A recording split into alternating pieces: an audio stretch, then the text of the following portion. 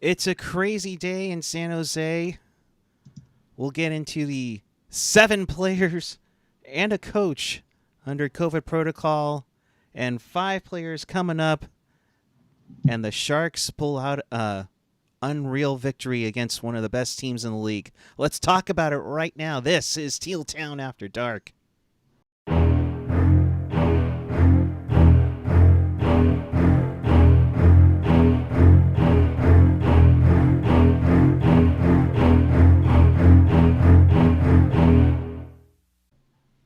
Good evening, everyone. It is Saturday night, 30th of October in the year 2021. The San Jose Sharks somehow, some way, pull out a 2-1 victory over the Winnipeg Jets. We welcome you to Teal Town After Dark. This is your live interactive post-game show. We do this after every game, so of course, chat with us and fellow Sharks fans on the page or the app. Follow us on the social, Twitter, Instagram, Facebook, YouTube, SoundCloud, Reddit, and of course our Discord after the show, and then find everything at tealtownusa.com.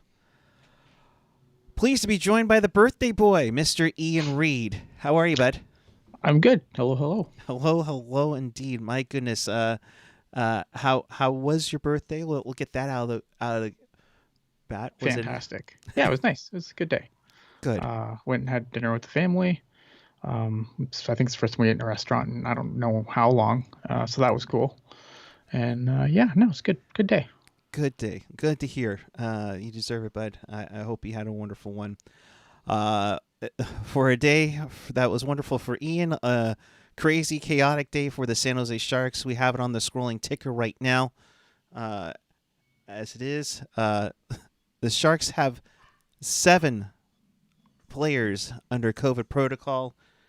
You'll see them on the screen there. Most notably, of course, Erik Karlsson, Marc-Edouard Vlasic, Radim Šimić, Jacob Middleton. Jonathan Dahlen, Andrew Cogliano, Long Beach native Matt Nieto. We started hearing about this around 2 o'clock? Yeah, that sounds about right. 2 o'clock Pacific, I should say. Yeah, that sounds about right. And all things chaotic was going on, including needing to get 5 players from the San Jose Barracuda who played last night against the Colorado Eagles. You had Nicholas Milosh, both Merkleys, not related, of course. Ryan Merkley, Nick Merkley. You had Jacob Magna, the Kuhre captain, and of course John Leonard, fellow UMass boy from his buddy with UMass with Mario Ferraro. But a crazy day. Of course, the game was delayed about 30 minutes. Yes, Rocket, absolutely. It was Sharkacuda for the win. Yeah, absolutely. And of course, Noah Gregor as well. Yep.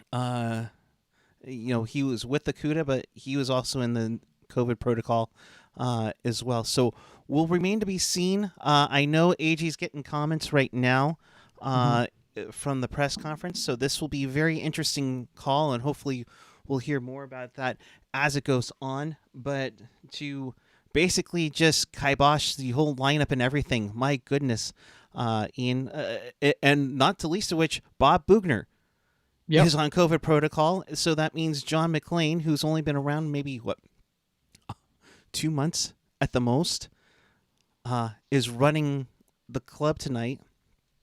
I mean, this could have been a disaster for San Jose. Yeah, I came into this game expecting a disaster, and I'm sure I'm not alone there. You look at a team, this is a team that has had trouble with offense, and you're missing some guys that can definitely shoot the puck and drive the play. Missing 2/3 of your top line, that's usually a recipe for disaster. With both Couture not on the COVID protocol but under the weather, and then Jonathan Dahlen being on COVID protocol, obviously. Right. And then you look at the blue line and you have a NHL pair, and then 4 guys. You have like Merks and so you have Merkley coming up, who I think had a good camp, and I think maybe if the makeup of this defense was different, maybe he even starts on the team this year. But I think with the way that the defense is kind of situated on this team, where you already have Carlson and Burns, I could see the coaching staff being like, well, Merkley, that's another potential defensive liability there. And so back to the Barracuda he goes. And there were moments that he had, going on there, that he got caught on the ice, especially I think after a power play, in the third. So, but those things were going to plan to happen. I was expecting people to fall off, rough communication, and overall, this was a solid one for the Sharks. Grayson Hendricks with the super chat donation. Thank you very much. Of course, it goes back to help pay off the things for the show. We appreciate it. Absolutely. Grayson, I think this is what you probably meant to have in your question here. With it, was the delay for COVID or for national televised slot change? My understanding was they were, obviously with the number of people on the protocol, this is from my understanding. I don't have any firsthand information here. I'm just going by what was reported on Twitter, and that was kind of a mess too, if we really want to get into it, with a lot of just conflicting information. And I'm not trying to take a run at the Sharks media, but I thought like maybe. And they probably weren't getting, they weren't probably getting a lot of information from the team either. So they were trying to see who was on, who was taking the opening skate and trying to figure out who was missing. And, but so kind of a mess for them too. But my understanding is that I think based on what Pershelka tweeted was that there was a lot of conversations between the league and the team. I think based on the number of positive test, I'm assuming that maybe this game doesn't get played, maybe this game gets postponed. And I think the delay in the game had probably to do with that. Now the unfortunate thing for the Sharks were that they were supposed to be on NHL Network, and that game got bumped because of the delay, which was, I thought, kind of unfortunate. And I guess down south it was problematic if you wanted to watch the game and weren't sailing the high seas. So. And that's a tough part, because they were going to be on NHL Network. They were on Hockey Night in Canada, up there where you're at, and so of course the delay is there. But that's why they have multiple broadcasts in the first window for Hockey Night.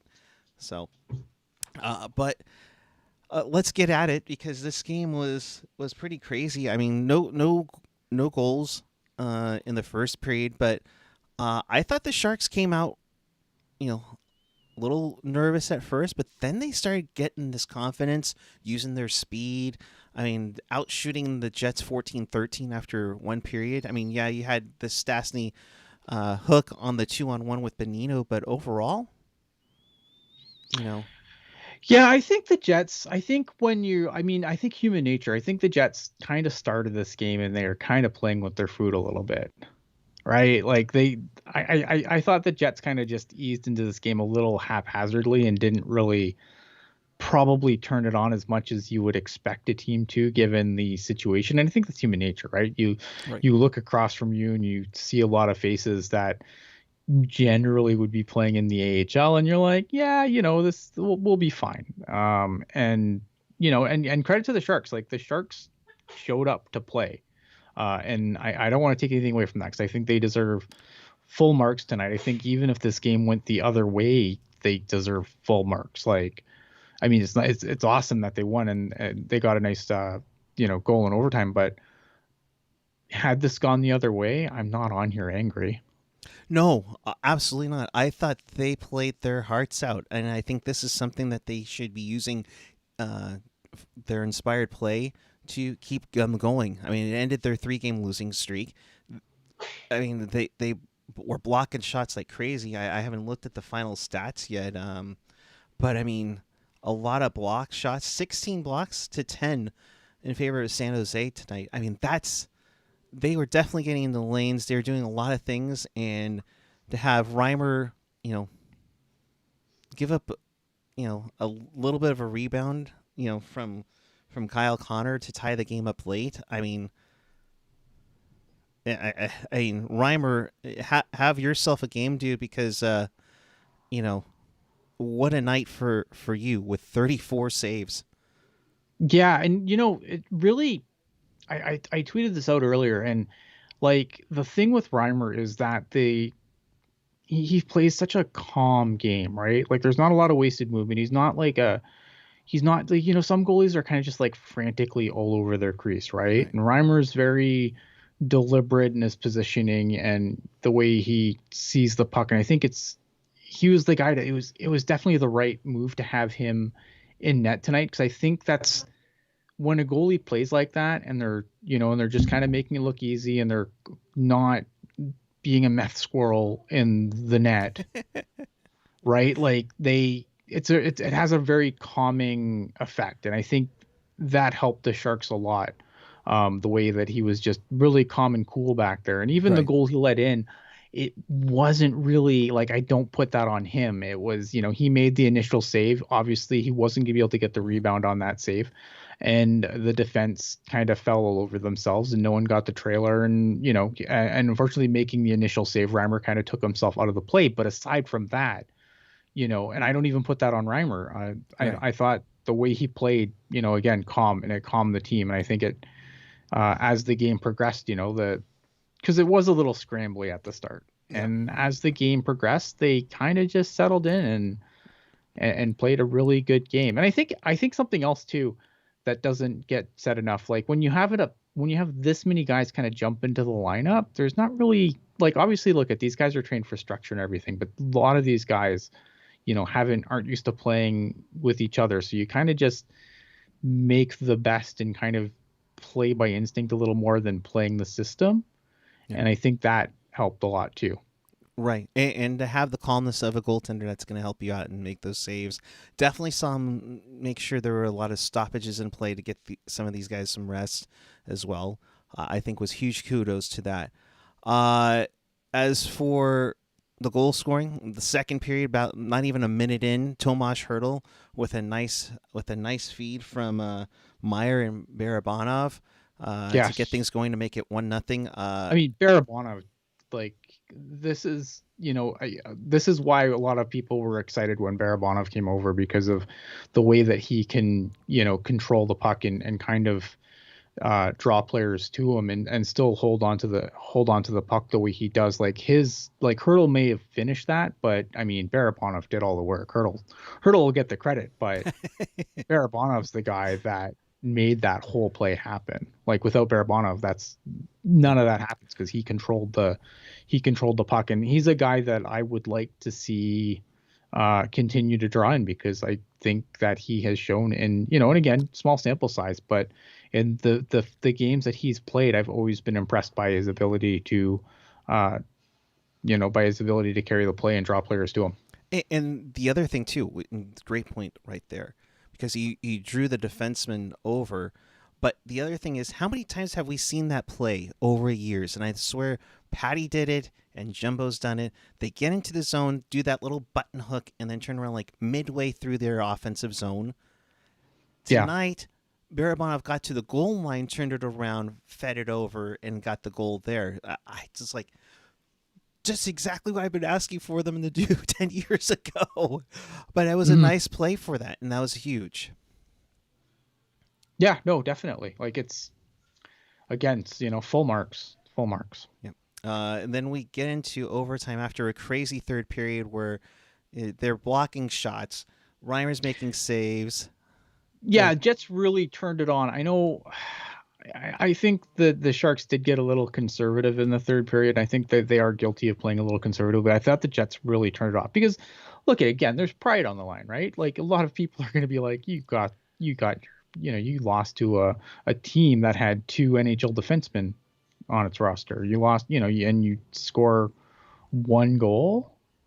Like, I think the Jets do have trouble with offense when Mark Scheifele is not in the lineup, but they still got weapons. They've got guys like yeah. Nick Ehlers and Kyle Connor, who scored the goal. Um, and Pierre-Luc Dubois. So I mean, it's not like they don't have weapons, but I mean, obviously, look at the Jets came into that third period and they didn't come in to, they don't want to lose that game. Yeah. And that's going to be a tough one, and take some rubbing a little bit, but I Yeah. thought it was a hard effort from San Jose no matter what. Um, they do tie it up late in the third on Connor's goal, and he's been on a roll, 7th of the season. And that Oh gets yeah, he's really like underrated guys in the play, like of underrated guys in the league that I don't think get enough press. Kyle Connor's definitely one of them. Yeah, and so that I thought was kudos to them for making a run. Um, then we got into overtime. They take a tripping penalty, which I get because it would have led to a breakaway from Burnsy, although that would have been Mhm. interesting to see Burnsy on a breakaway. Get it to overtime. LeBanc fakes the shot to Burns, the what we used to call the Steve Spot special, Mhm. and feeds Timo with the one timer to the bury it. Timo time and overtime again, and a goal and assist for Meier as he took a night off from his point streak, but he's right back at it. Yeah, Timo Meier's been great this season, and I know I said like, this is where I'm gonna pat myself on the back until I can't anymore. But when a lot of It's your people, when birthday. we It's were good. doing, well, it's just true. I'm allowed. It's my birthday, but like when a lot of people were really down, when we did that, when we were doing like tilting glasses this summer, and a lot of people would be like, Timo, Timo, Timo, and I'm like, I don't know, guys. Like I am not as down on Timo as a lot of you guys are, and this is why, because I know that again, the players there, and I think that Timo Meier again is a guy who's gonna go kind of the way his line does, and when he's playing with a guy like Hurdle in this situation, or Couture, who's not in, in 40 pieces, he's gonna be fine. It was just, but last year they just shackled him to half of, maybe a half or maybe even a quarter of Couture for the remainder of the season, and his numbers kind of dipped. And he's been carrying this team. I mean, let's be honest, him and Couture early on, and like you said again, Couture not on the list as you see up above because he was just sick, nothing COVID related or anything, as we know at this time. Yeah. Marty in the chat saying, "Do you think the Jets got frustrated or confused by some of the more unconventional NHL players that or plays that happen when you ice an AHL squad?" Yeah, look at when you go into a game, like a lot of the preparation is, you watch a lot of tape and stuff. And obviously when you have a game like this where a bunch of wild cards kind of come into the lineup, it kind of changes things. I think you prepare for certain, you look for certain set plays that you can exploit and things like that. And I think in a game like this, it kind of does throw a lot of the game prep out the window. A lot of the Right. video you watch and things like that. Yeah, I think that definitely has an effect on a team, because I think the NHL is kind of overcoached, to be honest. Like I think it's a better game when players are left to somewhat their own devices. I mean, obviously you don't want them just, everyone pulling the rope in a completely different direction. You still need people on the same page, but I still think, the NHL as a whole is a little bit overcoached. But here's the fun part. Wouldn't it be cool just for like a game to have these guys, just pretty much play shinny and Yeah. just go to town? I mean, wouldn't it be crazy if it's like 10-9? I mean, my goodness. So, Jerry F, how soon are the Seven Sharks able to return for NHL protocols? I don't know. Here's the problem is, again, this was per Pashelka, I think. Some players are symptomatic, which is problematic. Once players are symptomatic, then that changes things, I think.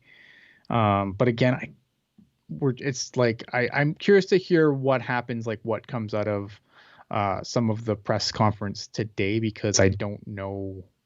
I don't have the answer. I haven't really looked. I didn't think this was going to be as big of an issue when you have a fully vaccinated group of guys. Right. Obviously, it should be said that obviously, being vaccinated doesn't prevent you from getting COVID. It doesn't prevent you from being symptomatic, but it does help the the magnitude of the symptoms. It's for most people, it'll reduce the symptoms that you do have. So it's going to be interesting to see where this goes from here. I don't have the answer to that question though. Right. So we'll see. It is a day-to-day process. We would say keep tuned to Twitter. We'll update you about on everything. Jerk, as we get comments coming in from the game, Jerk saying, talk about how Hatakka punked Dubois. Hatakka, I thought Hatakka's had a hell of a game, and he's a guy who has really impressed me in the preseason. Unfortunately, he hasn't really seen much action. I think he would have been next if Middleton had faltered. I think Hatakka would have been the guy to take that spot, but because Middleton has taken the ball and run with it, it's kind of kept Hatakka out of the lineup. But he's a guy who I think he had a hell of a game. And he's a guy that I'm super, super excited about. And I hope he gets more ice time under different circumstances, obviously. Right. But like I'm seeing in the chat, sub him for Simic. I would do that, but it's not my team. And I don't foresee that happening. Hatakka is a guy who I really, really like. And tonight he didn't change my opinion in that effect. Like I'm really excited for this guy still, and I think he's going to be a really good defensive defenseman in the league. And don't forget, we have Knizhov, in a month or two, coming back from his injury. I mean, so you definitely got that going on. So we'll see what happens. There's a lot of injuries. There's a lot of, people in COVID protocol. I mean, Yeah. I mean, it's up in the air. Let's put it that way. Sure. For right now, it's up in the air. With everything going on here, some notes that I took down as well. And huge thanks to Uncle Darren Stevens. My goodness, at Shark Stats. If you don't follow him on Twitter, I mean, it's a big Great follow. But 16 players, 16 Sharks under the age of 25. The only two times that happened was late in the year last year, where they had 17. It's the sixth time they've done that. I think it was at the fourth or fifth time. The fourth or fifth time that two Sharks defensemen make their debut the same game, for Hatakka and Ryan Merkley. So big ups to that. But I mean, PJ in the chat asking, would I platoon Hatakka and Middleton? I don't know if I see. It's hard, right? Because I feel like Middleton's been really good, and him and Carlson together specifically have been, in my opinion, the best D pair on the Sharks this year. And I don't know if I would want to screw with that. I would rather bring a guy in like Hatakka over a guy like maybe Simic. I don't think I would mess with, unless the wheels absolutely fall off the Middleton-Carlson pair, I wouldn't touch it. It's the best. Yeah. It is the best pairing for the Sharks this season so far. It's not the call, but it is a call for Timo Meier. So on Los Tiburones night, before we get to the press conference quotes, here is a call for Timo time. En esa acción y ahora nuevamente aquí viene la jugada, puede ser aquí el tiro, ¡gol! ¡Gol!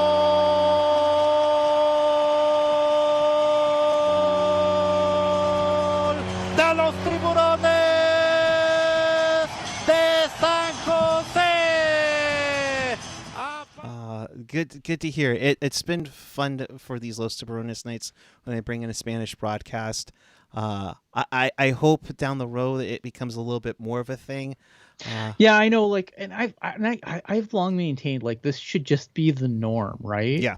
And I know some people are like, well, how big is how big is hockey in Mexico? And my response always to that is, how big is hockey in India? Yeah. And yet, Hockey Night in Punjabi has been a thing for years, right? And it's probably brought a ton of people into the game. Those broadcasts are incredibly popular. And was there a demand for them when they first happened? No, probably not. It's Field of Dreams, that if you build it, they will come. Right. And I just I feel like the NHL by not doing this all the time, by not having an option for just having a Spanish broadcast for every game, is a missed opportunity. Because maybe, one season and it's not going to bring in, it's not going to move the needle, but 5, 8, 10, right? Like, right. eventually it'll bring people in, because someone might flip through the channel or, whatever, flip through their streams, and then they're like, oh, what's this? And it's in a language they can understand. I don't know. To me, it's not rocket science. It's one of those things where, again, maybe the demand for it isn't going to be super high off the hop, but eventually it could be. Chris in the chat, good to see you, bud. Let's be real, folks. English announcers are boring as ass.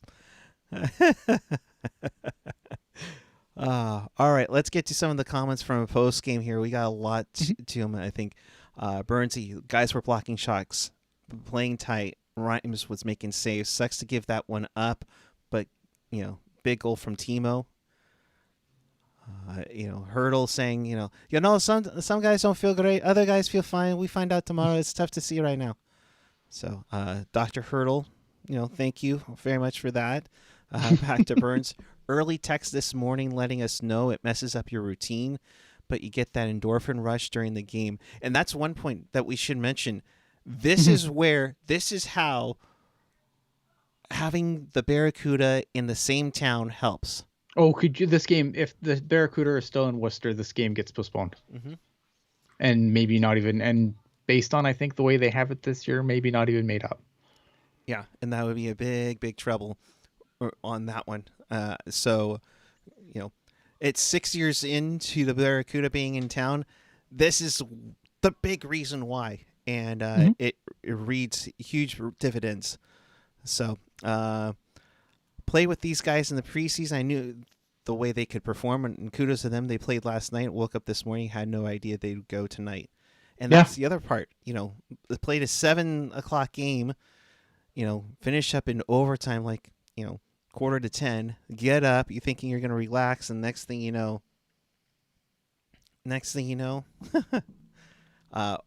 they're playing in another overtime game, which begs the question, and I said this to you off the air. Yeah. Barracuda play tomorrow at Stockton. Yeah, it'll be interesting. I'm assuming they're probably going to be pretty light tomorrow. Yeah. I can't imagine like all these guys going and playing again tomorrow after playing 2 nights in a row. Like, that's just asking for injury. I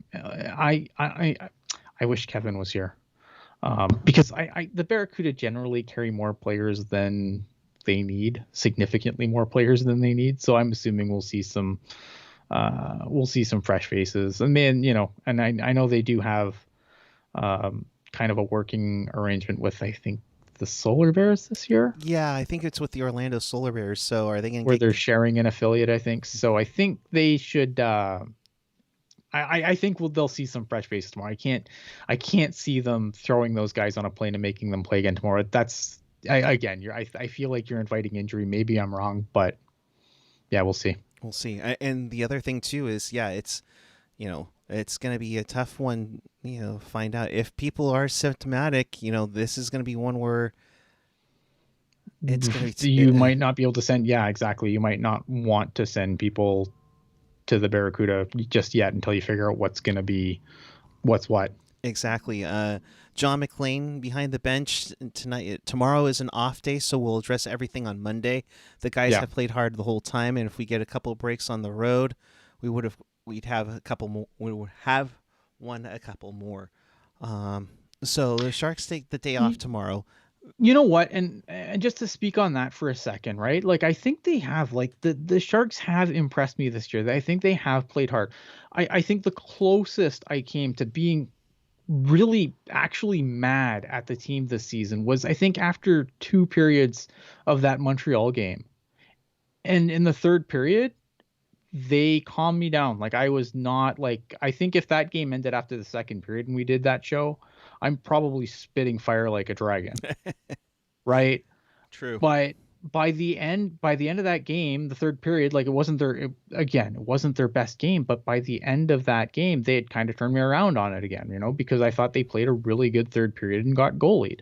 Yeah. So like this team so far, they have impressed me with their work. Like I said, like that the first two periods of that Montreal game was the closest they came to looking like last year's Tire Fire.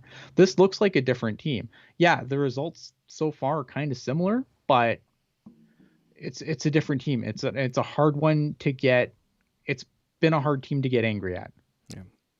No, in just how everything went out and how they've been playing, it's just been, like Reimer said here, the effort in front of me was phenomenal. We had great inside position, for most of the night when they're on their toes and pushing the pace. It's fun to be back there.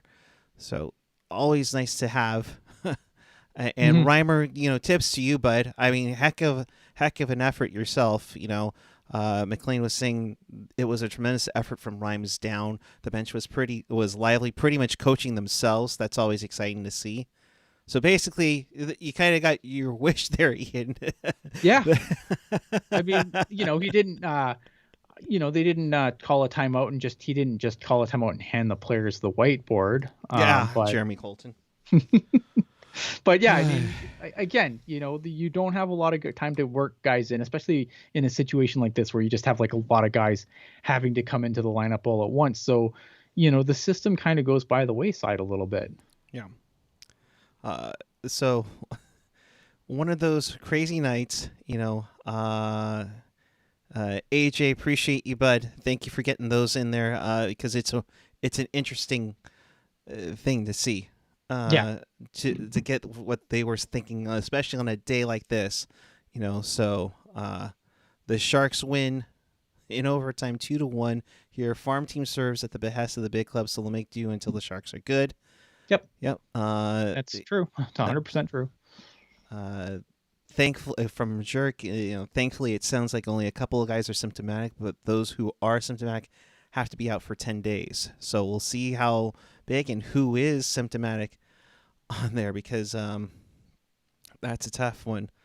It is. Yeah, it's tough. I mean, it's going to be tough. I mean, they came out tonight and I think they were fine. And the thing that I like the most about the team this year is it works. Like you saw after the first period, I'm like, wow, these guys are here to play, and they didn't have to, there was some definite scary moments in this game. Like there was that line change that looked like a Pee-wee line change, where I'm surprised they didn't get a too many men penalty because they surely deserved it. Right. And again, like I can't fault the one thing that no matter the outcome of any game so far, the one thing that I cannot fault is this team's effort. No, and Rocket's saying, and first off, Rocket, good to see you, my dear. They absolutely look like a different team. I mean, they're playing for each other. They're working hard. They're kicking butt, Yeah, like the effort's there. Like I think the like I said, the skills, some of the skills going to be lacking a little bit. I think, a guy like Balcers is just absolutely snake bitten at this time. And I wonder if he's a guy, if he finally finds the back of the net, is it going to lead to something, is he going to go on a run? Because man, he's had chances that he's just not buried. And I just wonder if he finally breaks through, is this guy going to go on a run? Right. Tom Dolan, as we mentioned, the Solar Bears. What's a Solar Bear sweater look like? Sunglasses on a Solar Bear?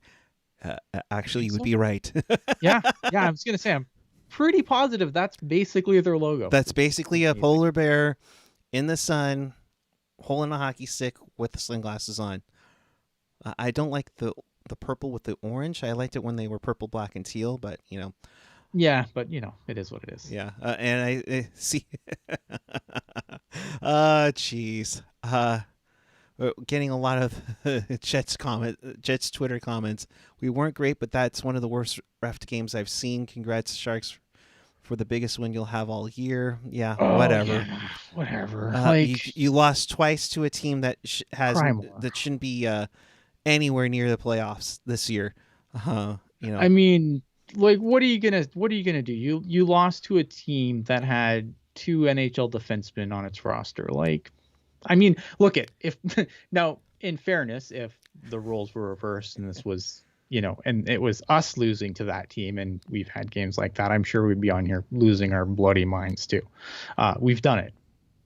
No, I mean, but it's not as magnified as the David Ayers game against the Leafs, but you lost to a team that had 2 NHL defensemen on it. Right. Like, I mean, the Sharks had all the built again, and this is the thing that you keep saying this season, right?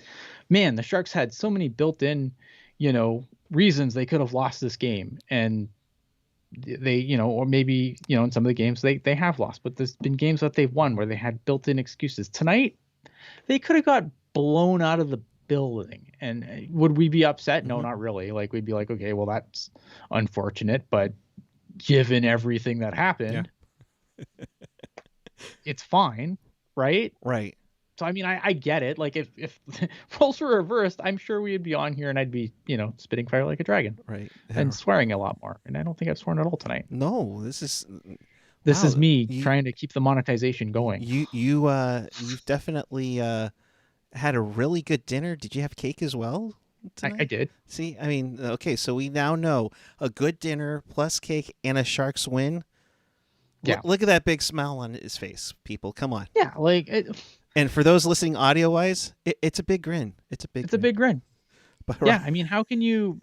I again, like I said, there's been, obviously there's been wins and there's been losses, but it's hard to be really, for my opinion, it's been really hard to be really angry about anything so far. Yeah. And you definitely, I mean, like you said, there'd be some anger on the other side. Once again, this team isn't simply prepared, no jump, no intensity, not just lose, but get embarrassed to an AHL squad. Time for some new direction. I mean, and in Canada, you know it very well, but every loss, especially if it's hockey night in Canada, it gets magnified, and I can only imagine what the Jets fans are going. Oh yeah, right I mean, now. look at there's a lot of there's a lot of anger with the Jets right now. I mean, they're not off to a particularly amazing start to the season. Right. A lot of people pick this team as not only a team that should do really well in that division, but a cup contender. And I think they've kind of stumbled out of the gate a little bit. I don't think Connor Hellebuyck's played his best hockey yet. And I think that's probably concerning, not only if you're a Winnipeg Jets fan, but if you're a Team USA fan, I think that's a little concerning as well. Yeah.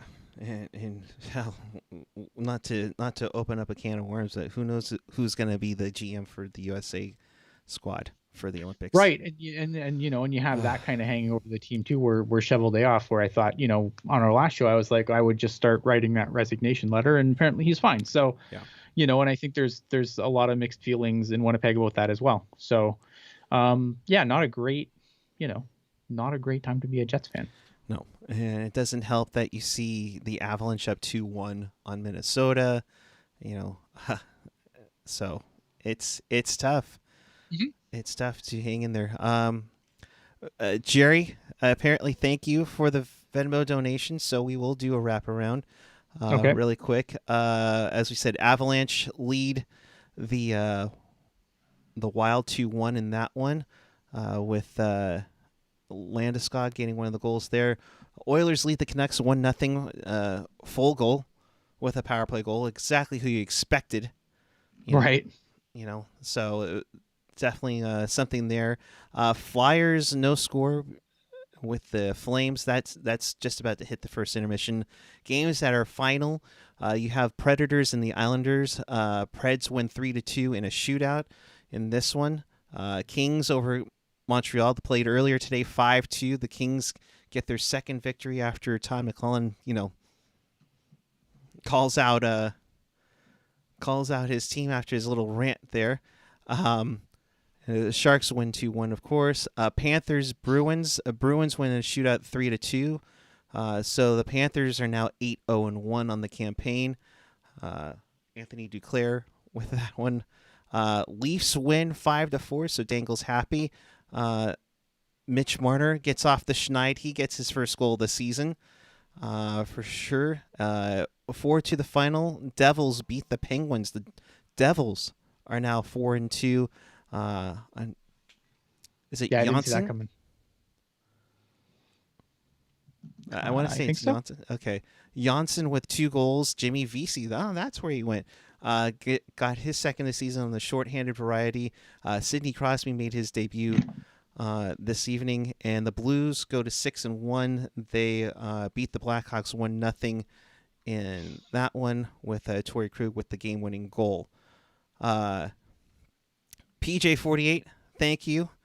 Yes. Mr. Swenson, $5 donation. Bring back Al Iafrate. Which begs me Rocket from the blue line. Which begs this question, Ian. Okay. And I was joking about it, about 4 hours ago, but is this where you maybe, don't hurt me too much when I say this, is this where you maybe call Patrick Marleau? No, because it's a temporary problem. Right. Like here's the thing, right? Like I'm not, and I say this tongue in this cheek. team has had trouble manufacturing offense. Patrick Marleau at this point in his career isn't solving that. He's not getting you more goals.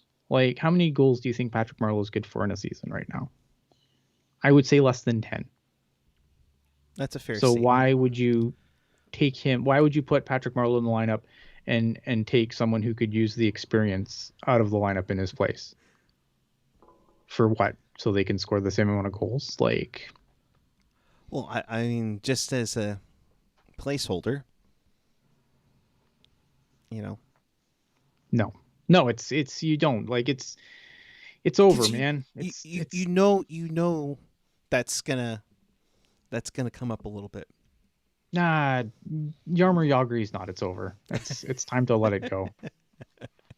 Hey, I think I saw Christina Marleau on Instagram show off that they went on a date night for the first time forever. So, Patty, we hope you're doing well, bud. I love Patrick Marleau, but like it's over, man. Like, right. All good things.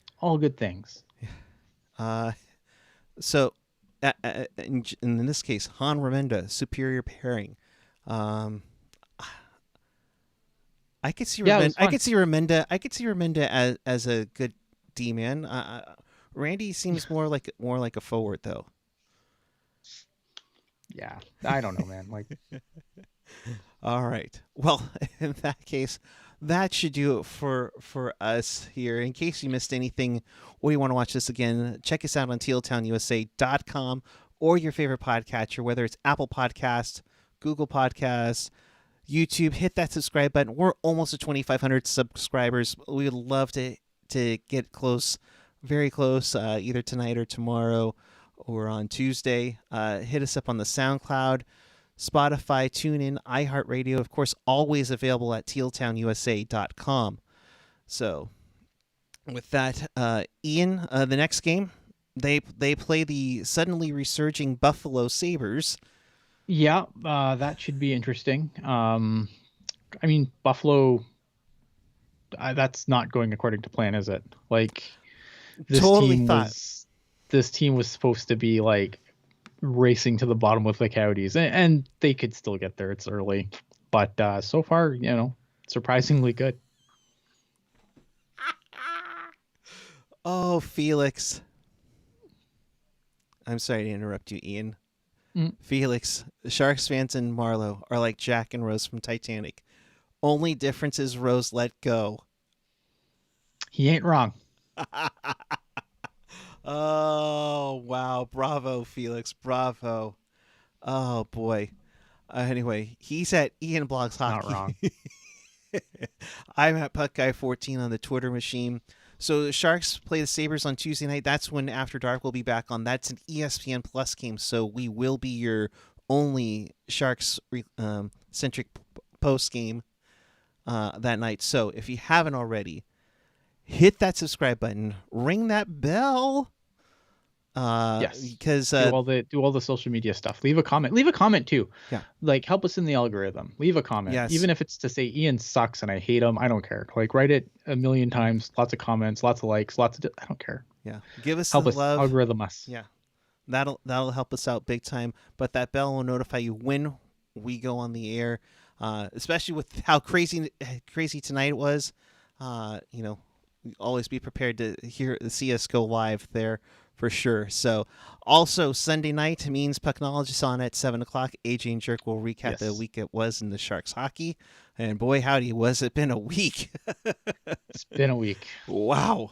So the guys will take it from there. But the conversation now moves over to the Discord channel where everybody will be over and chatting and having a good time. So meet us over on the Discord channel. Links in the live chat right now. And oh, Chris, thank you very much. Oh, and also closing on 500,000 views on Teal Town. Wow. That's crazy. Yeah, that's pretty wild. So, I mean, considering the humble beginning we had, for sure. Where we had like maybe 4 people watching and 3 of them were us. So 3 of them were us. Yeah. So that'll do it. So Sharks and Sabres Tuesday night, and then we'll be on after the game. Pucknologist 7 p.m. And until then, keep it real, keep it teal, keep it real teal. Have a great night, everyone. We'll see you on the Discord, and we'll see you on Tuesday night and Sunday night for Pucknologist. Yes.